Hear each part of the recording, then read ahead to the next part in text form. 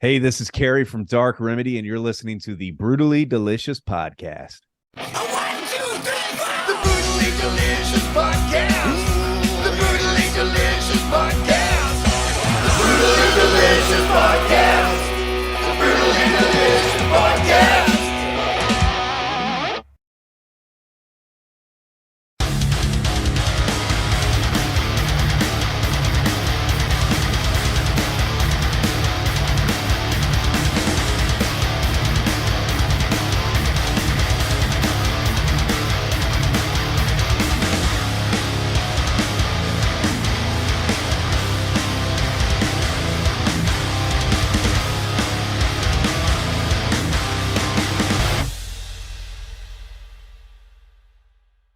Hey, there's Chris.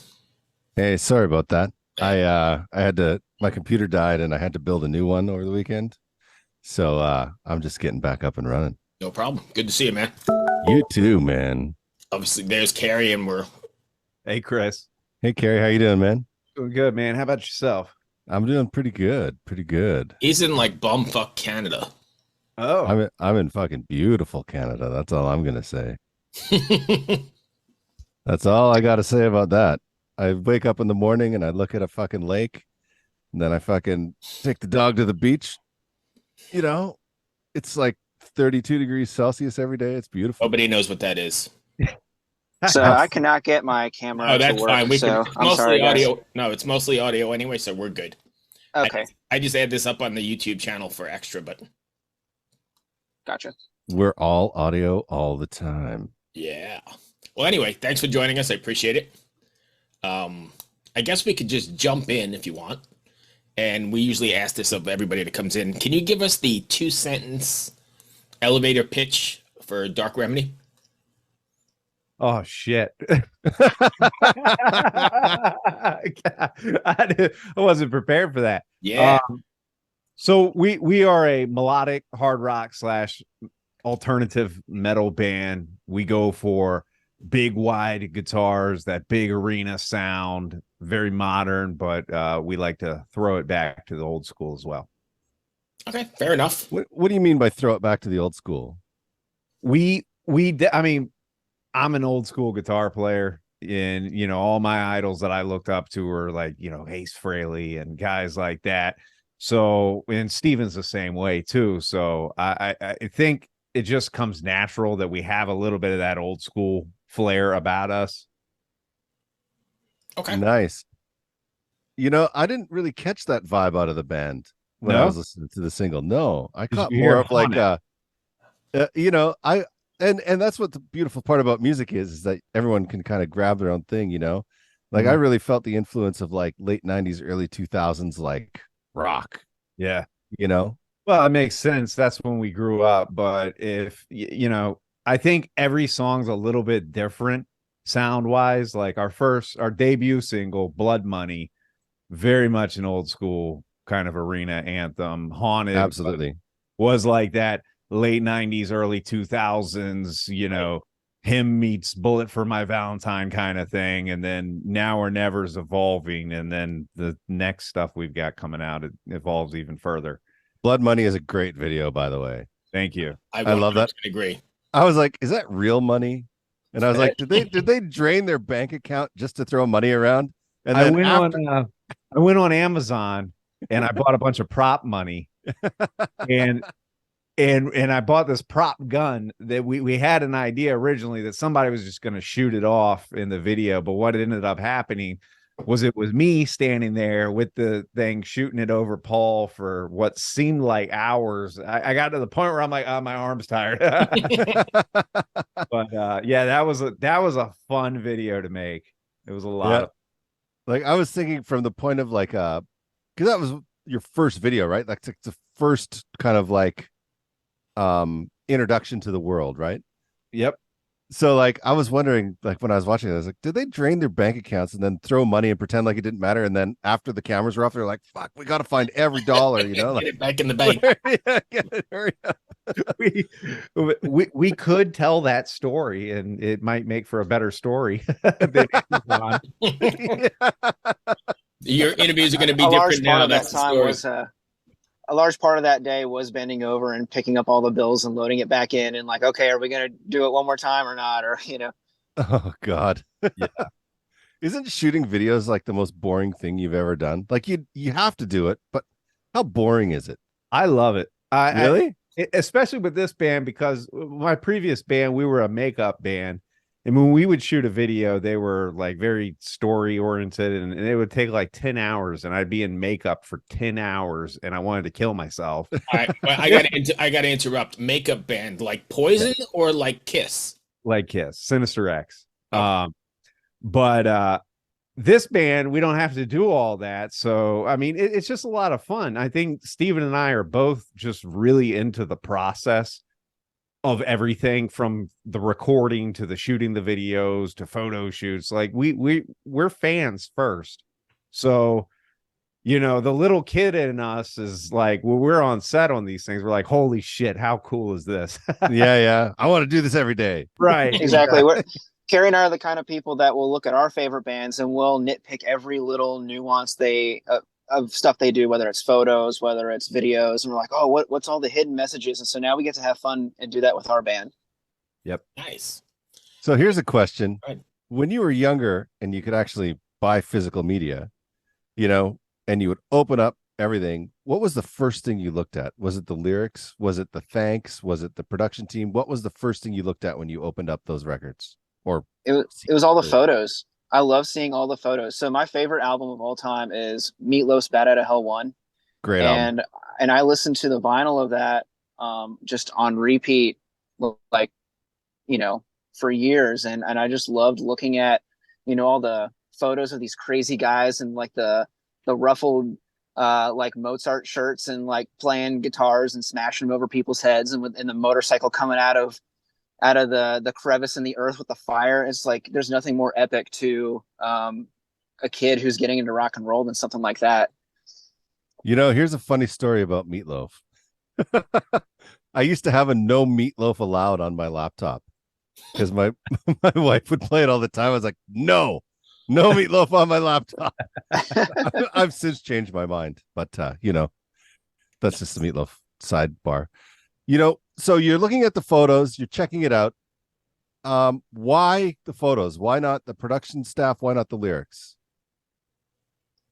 I think that's just what the flashy things are what grabs you at first. I mean, I eventually went through and studied who all those people were.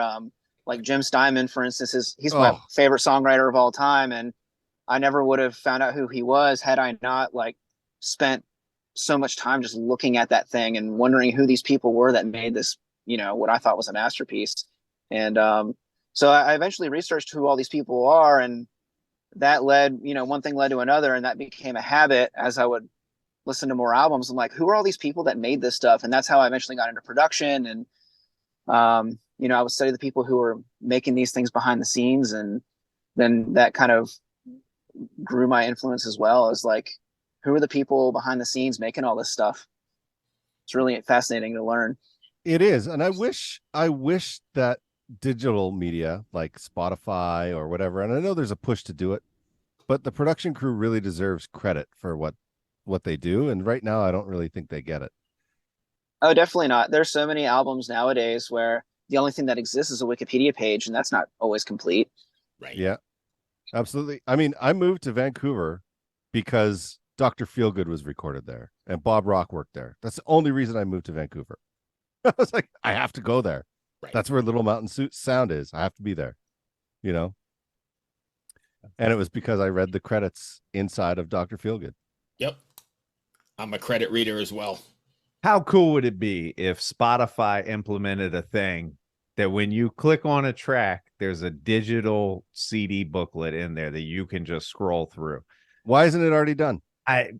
Beats me. They got more money than I do. You would think, you would think they would think of these things, but they're busy giving themselves raises and cutting royalties for artists. That's a good one, isn't it? Yeah, that's terrible. That's been all over the news this week. It's pretty disappointing. It is disappointing, and I think personally, and maybe I'm wrong, and you guys, I want you to chime in on this. With the rise of machine learning and artificial intelligence, that's what they're preparing for. Mm-hmm. Right? They're preparing to just not pay musicians anymore. That's what they're preparing for. How do we fight that? How do we fight back with that? We don't have a union like AFTRA or anything like that to stand up for us. I mean, there's the AFM, but what are they going to do? Nothing. So how do you deal with that? Well, I mean, me personally, I think it's gonna be a long, long time before that AI gets good enough that you can't tell the difference. I've listened to a lot of the stuff that they're doing with the AI music, and I can tell the difference. And it all feels a little hollow to me right now. I just think there's something about that human connection that you just can't take away. I mean, if you look at the real estate industry, they tried to do that with Zillow. Zillow was on a mission to replace real estate agents, but they missed the one key part is the human interaction. AI is never going to be able to replace that. I think it's just time for artists to lean into more so the things that we can control that make us different from AI, whether it be the live shows or, you know, the music videos and the visuals and that connection with the fans. I mean, an AI band is never going to sit at a merch table and chat with fans for hours. So I agree with you there, but do you think the average listener notices the difference? I can't answer that because you look at what's trending musically in the world right now, and I don't get it. So right. So I mean, I 100% agree with you. But then you look at like the average person that's just jumping in a car and putting on top 40. I don't know if they care or even they may not. You know, I don't know. We just have to evolve with the times. I mean, we made it through the Napster thing and all that, and you know, Napster. In my opinion, that crisis was a cakewalk compared to where we're at now. But, oh God, you know, Napster, we're still here. Napster was like people trying to file share like back in 1985, you know, like compared to where we are right now. Everybody made fun of Lars, but he was the guy like bearing the torch saying, hey, check this out. There's actually a really good documentary on Napster called Downloaded. It's on Netflix. If you watch it, it's mind blowing how the record company shit the fucking bed. Pardon my language. But Napster was going to record companies. Hey, this is the future. You should use this. Hey, this is the future. You should use this. And they're like, nah, we're making the most money we've ever made. Screw you. So they're like, fine, we'll do it ourselves. Wow. Yeah. I mean, it's wild. You know, it's essentially music is a free commodity now. That's kind of how it's looked at. It really is a free commodity. And it's like a business card, really. Yeah. Right? Like, here's my business card. Please come to my show and buy merch. You know, and then they're going to take 25% of your merch on half of these tours. Oh yeah, these venues. That's been going on forever, though. That's not new. It's just getting pressed now. Oh, I just heard about it recently. That's been a thing. That's been going on forever. Wow. There's this band up here in Canada called the Smalls. If you haven't heard them, you have to check them out. They're like kind of like a thrash metal-y kind of band, but they're not. They're hard to describe. Probably one of the biggest independent bands in Canadian history. Now, they refused all record deals from the States, from Canada. They were like, no, we're just going to stay independent. But they used to like their band trailer, they had a merch booth set up inside the trailer with a window that would pop up so they didn't have to pay the royalties to the venue. That's smart. Yeah. It's crazy. So that as people were walking in, the band was in the merch booth in their van outside the venue. Yeah. Nice. And they would negotiate that they could park directly in front of the venue. It was beautiful. That's great. Yeah. Anyways, let's talk about the band. Sorry. No, how did we get Paul Crosby from Saliva to play with you guys? So he was managing a band that I've played with over the years and good friends with those guys. They're called Hostile Within out of Virginia. And Steven and I got to a point last year where, you know, we'd been releasing music for a couple years with no promo, nothing, you know, no intentions of doing anything other than making music we wanted to make. And we decided that we wanted to get serious. So we knew we needed help. I hit those guys up and asked how Paul was doing, and they had nothing but good things to say. We sent him over a new song to check out. And I didn't. It's Paul Crosby from Saliva. I mean, when I was a kid, I watched them play amphitheaters. I didn't think the guy was going to email me back. He emailed me back in like 5 minutes and said, "Let's jump on a call." So we got on a call. We clicked real good on the phone. He saw a really bright future for us and believed in us. So off to the races we went. We brought him on as a manager. And said, right now we've just been programming drums up to this point. If you would like to drum, I think that would add a lot. And he did, and he's drummed on everything since. That's great. That's one of the first things I noticed from the new single to the older stuff is the drumming was like, the drumming wasn't bad on the older stuff. It was great, but the new stuff had a personality to it. It was very organic, for lack of a better word. Yeah. I mean, you can't. I mean, there's a perfect example right there. I mean, we can have the best drum programming tools money can buy, but you still can't replace a real drummer. I can listen to a track and know if that's a real drummer or not. The average person, the average listener can't a lot of times. Right. But I know it's there, and just adding that human touch to it just made it. I mean, there were songs. Haunted is the first song we ever did. We released that song in 2020. When we re-released it this year, we totally reworked it, got Paul on it, and just having Paul's drums on it brought life to the song for me. How does having a real drummer compared to using like Superior Drummer or something like that, how does that change your creative process? Does it slow you down? Does it speed you up? How does it affect your process? No. So basically what we do is we still program drums to the demo, and that's what we send to Paul. And I mean, when we're talking about Paul, we're talking about, the epitome of a professional when it comes to drummers. So I'm sure it would be different with other people, but we send it to him. He listens to it. He knows what he needs to do. And we send him the track without the program drums, and he lays his drums down in his studio in Houston, sends that back to us. For me being a rhythm guitar player, drums are everything for me. So, I kind of, we've worked with him long enough, and I know him well enough as a drummer now that I kind of can hear in my head what he's going to do with something. So I think both Steven and I have that in our head when we're writing. You gotta write to every member's strengths. I've got my strengths and weaknesses. Steven's got his strengths and weaknesses. Same with Paul, and you write to that. Okay. Interesting. Was it now that you're starting to get some mainstream success, is it intimidating at all? Are we? What? No. Wait, I'm still looking for the limo out front. I haven't seen it. There's no limo up front yet. You remember, we're talking about Spotify. Are you going to wait for your We're not talking Spotify about payment anything and get a limo? 2023 success and 2010 success, totally different things. Oh, yes. Yeah. Million plays on radio, I got a Corvette. Million plays on Spotify, I can't afford a coffee. Right. But is it intimidating at all? Everything about this is intimidating. I would be lying. I mean, we're not one of those prima donna rock bands that are walking around like we're the shit. I mean, we're at the heart of this all. Steven and I are two just ginormous fanboys. So everything we do is intimidating.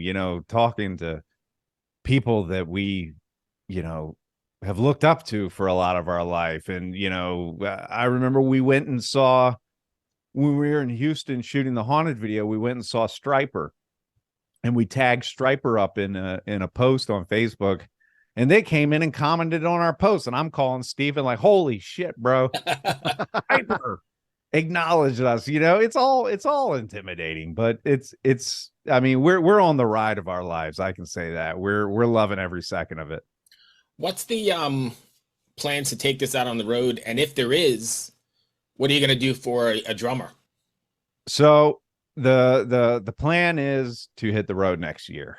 We got some things we are working on right now, trying to get some big pieces of a puzzle in place. And we should know how that's going to pan out here in the next month or two. And from that point on, the focus goes into getting on the road next year.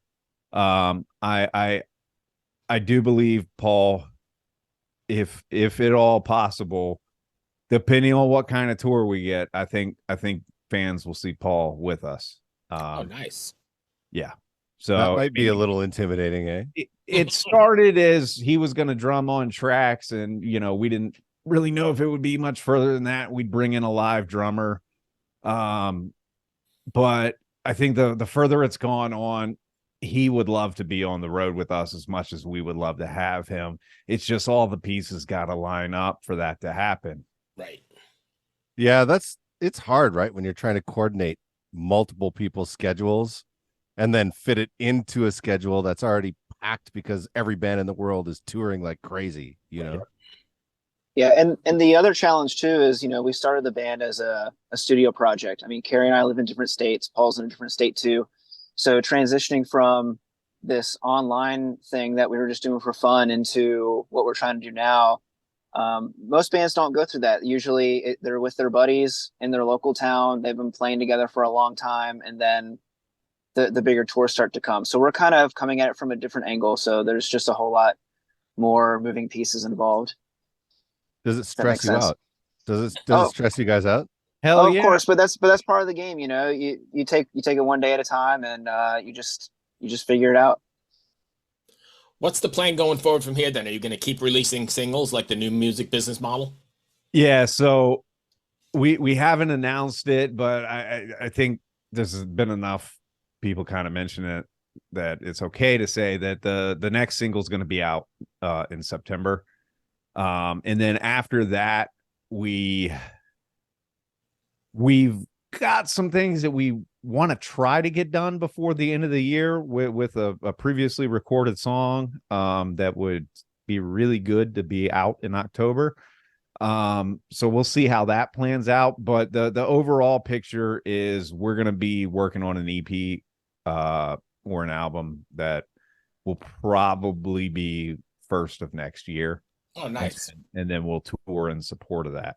Nice. That's the plan, but it's every day it's different. We as a band just fighting and clawing our way to get our seat at the table. I mean, we're people never even knew we existed before January of this year, so we're very cognizant of where we're at. And we're still trying to get everybody familiar with us and prove that, hey, we belong here too. So with that said, we have to bob and weave constantly. Plans change. We know what we would like to do. In a perfect world, we'd like to release that single in September, drop an album or an EP in January, and then go tour for the rest of the year next year. But we're trying to stay flexible and realistic at the same time. So hope that makes sense. Oh yeah, It absolutely makes sense. I mean, you kind of have to. Are you guys with this new record? Are you guys going to try and get together to do it, or are you just going to keep the chemistry the way it is online? We've done things different ways, but before I built my studio out here in Florida, I would go and record at Steven's studio. I'm probably going to try to make it up there before the end of the year, so I'm sure I'll see him in person then. And if we're together, we're always working on something. But we have a pretty good thing going with the way we're doing it right now. So I feel like when you're hitting on all cylinders and something's working, don't mess with it. Absolutely. I have a question for you. I'm going through the bios and through the stuff that Shauna sent me over. What is Mr. Sinister? I knew that was coming. Mr. Sinister. Sorry. Sorry if you don't want to talk about it, but I know nothing about wrestling or sports. Fine. And I was like, what is that? Yeah, so that was a character that I created way back in the day. And I had a radio network back in the day. That was my character. We were kind of like the Howard Stern show on crack. and that's where that all kind of came from. And I got into the pro wrestling world as that character. Oh, nice. So you were And actually WWE? no, not WWE.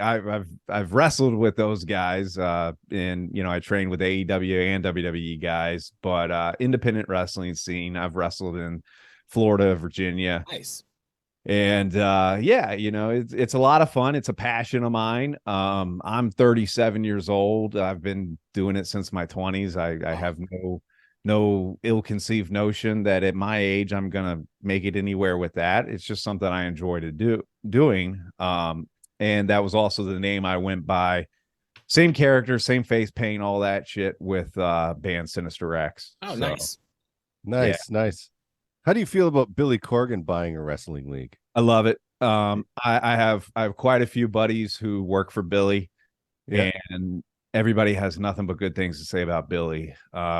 It's not widely known. I mean, not in the music world, but Billy is a massive, lifelong wrestling fan. And he's one of those guys that he gets it. He gets the business because, I don't know how to describe it, but it's unlike any other industry there is. And, the mentality that it takes to understand how to put these storylines together, how to put these matches together. And Billy just gets it. And I think most recently Smashing Pumpkins was on a tour of Australia, and he brought NWA with him. So NWA would work the same area that Smashing Pumpkins were, and they all kind of traveled together. And Oh, wow. everybody I've talked to that works for him has nothing but great things to say about him. It shocked me. I never when I found out about it, I was like, this doesn't make any sense. But then when I looked into it more, I'm like, oh, okay. Actually, it does make a lot of sense because the music industry is also like no other industry there is. And if you're good at figuring that out, right? Like you don't become the Smashing Pumpkins or any of those bands if you're not business savvy. Like Right. You just don't. And he's doing it with wrestling. I thought it was cool. Anyways, Yeah. it's off topic, but Sorry, that was a total sidetrack, but I had to ask while I was there. No, that's cool. I can always talk wrestling. So we're kind of running up against time. Is there anything I missed that you want to cover? And if not, can you give us your socials? Steven. I don't really have much to say except thanks for having us, and hope we get to do this again soon. Absolutely. And if fans want to find you? Dark Remedy Band, Facebook, Instagram, TikTok, and darkremedyband.com. And thank you for having us. This was great. We really appreciate what you guys do for bands like us. Awesome, man. We appreciate it too, because then we get to hear new cool music. Yes, we get to hear new share stuff. it with other people. You so got it. That's Hey, the great before we thing. go, can I get you to do a bumper for me? Your name, band. Thank you, my friends. Good luck with the record. Hopefully we'll see you over in the States here somewhere touring. Thank you. Be well. Thanks again. Take Cheers. care.